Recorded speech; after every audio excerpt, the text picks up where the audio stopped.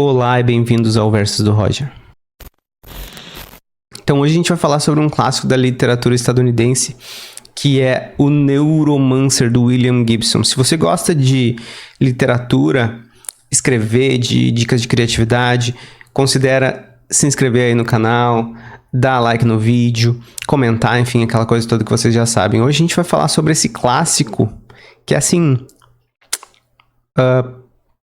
é escrito pelo William Gibson, né? Um autor que ainda é vivo, um autor que escreve já quase 50 anos, ele nasceu em 48, ele ainda é vivo e ele é considerado um dos pais do gênero cyberpunk. Então toda vez que tu vê alguma coisa sobre cyberpunk, pode ser um jogo, pode ser uma literatura, pode ser uma série cyberpunk, tem alguma influência do William Gibson ali. Ele, enfim, o cara simplesmente previu coisas assim que a gente vai falar um pouquinho quando falar do livro, porque não tem. Eu fico viajando assim, como que o cara pensou nisso? E daí eu entro numa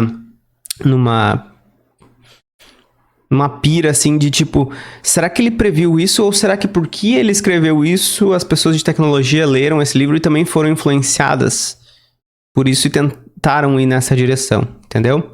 Então, foi um livro que me fez pensar muito nisso, assim, sobre como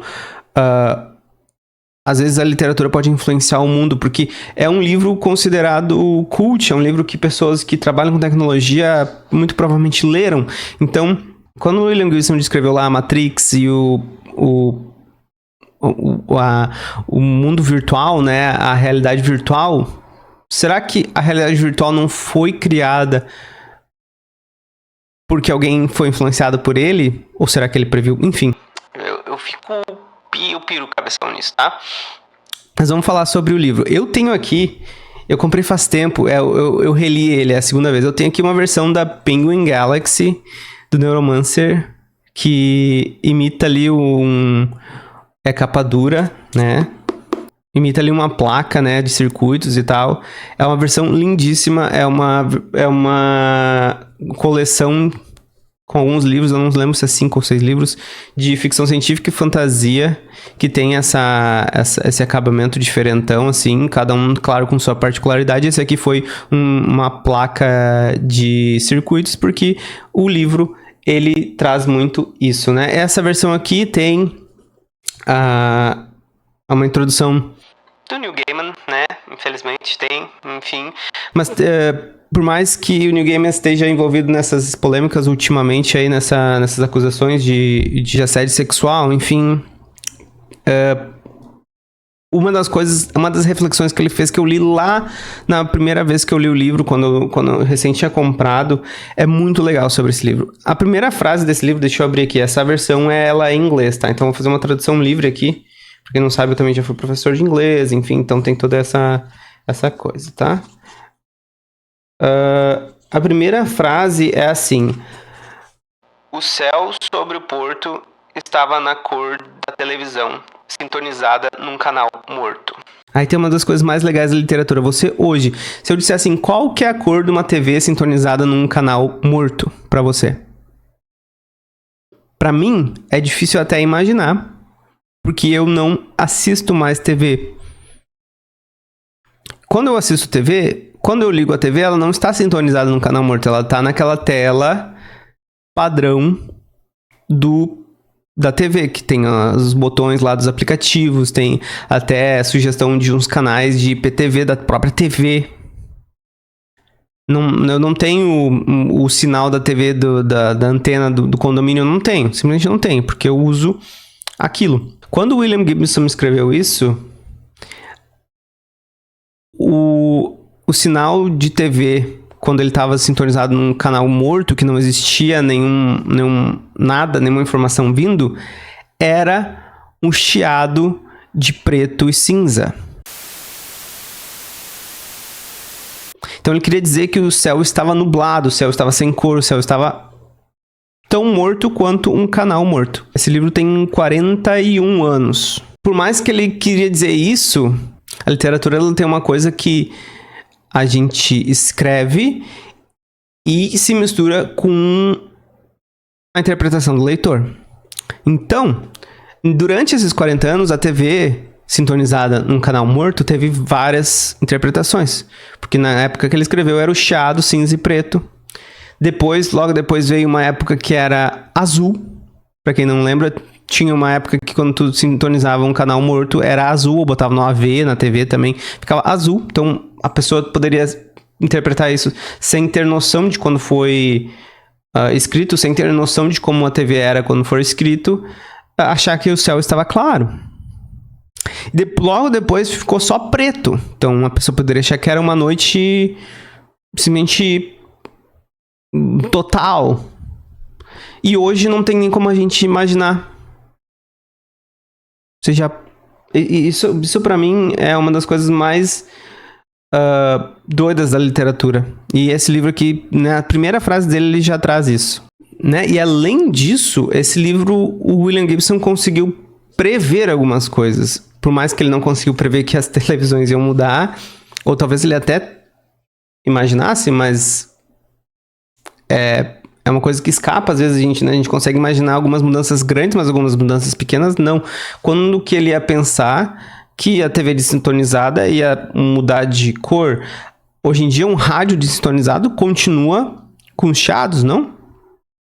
Será? Eu não sei. Eu não escuto rádio também. Quando ele ia imaginar que as pessoas não iam ter uma afinidade tão grande com a TV, que elas iam ligar a TV e iam botar num canal desintonizado. Enfim.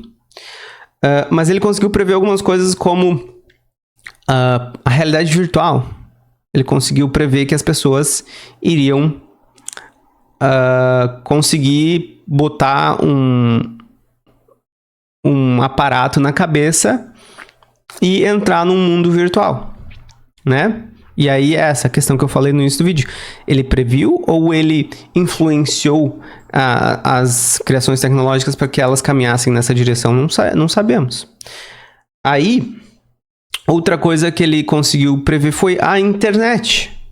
Na época que ele escreveu esse livro, eram só as grandes corporações, as grandes faculdades estadunidenses que tinham ali um mainframe, um computador que era capaz de ser conectado com outros, né? E geralmente era conectado só assim com faculdades, não existia a internet na escala que é hoje. Ele previu que uma pessoa em casa poderia sentar numa poltrona, botar esses trodos na cabeça e conectar numa grande rede de informações de computadores. Na história dele, as pessoas que geralmente fazem isso, na história dele, né, o destaque que ele deu, porque dá a entender que depois com os outros livros que foram continuação, que também vai ter review aqui nesse canal, que as pessoas até aprendiam na escola a se conectar na Matrix para manipular dados, mas na história dele, quem faz isso mais e quem tem mais afinidade com isso são hackers, que ele chama de cowboys, né?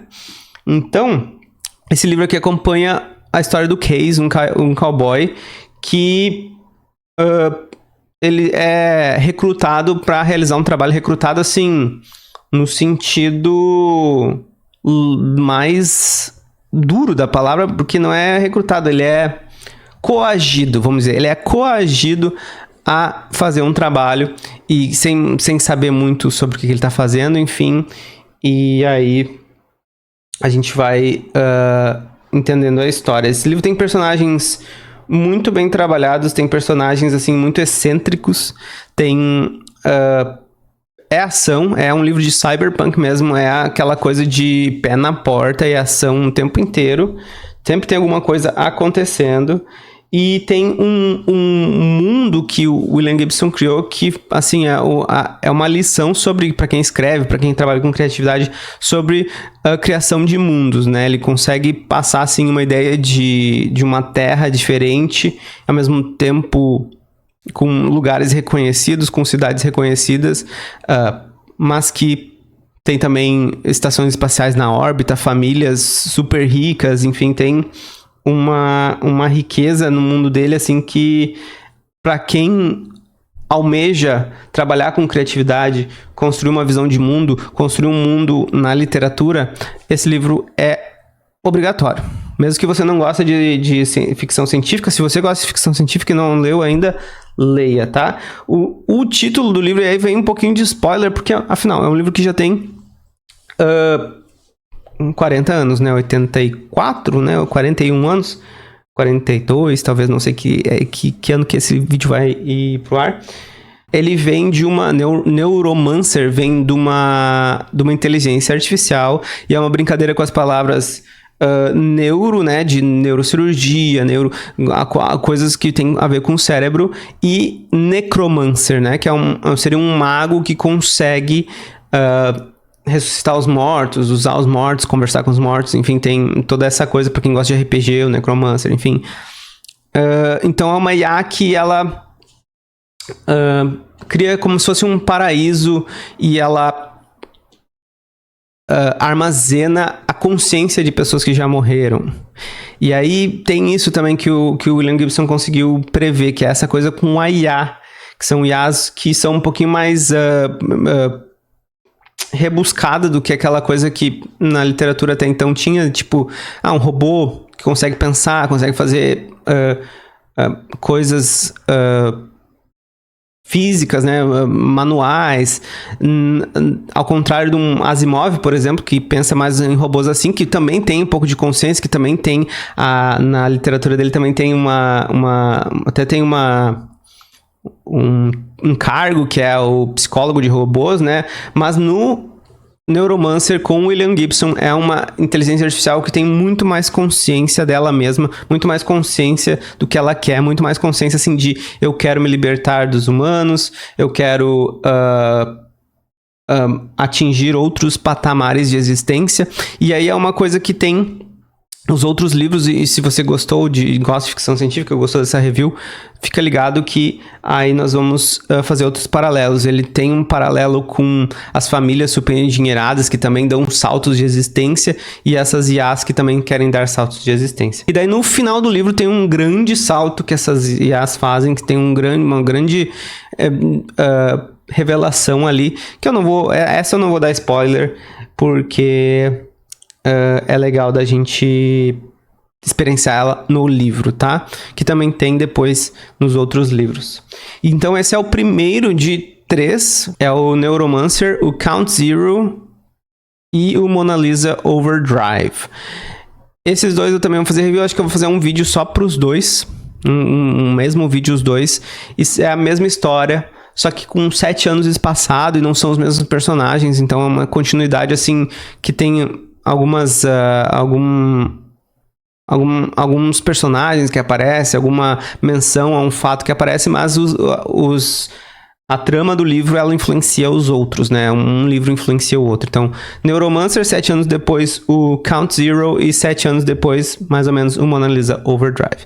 Então, se você quer ver o review dos próximos livros, considera se inscrever no canal, dar like no vídeo, e a gente se vê por aí, tá bom? Por hoje é só.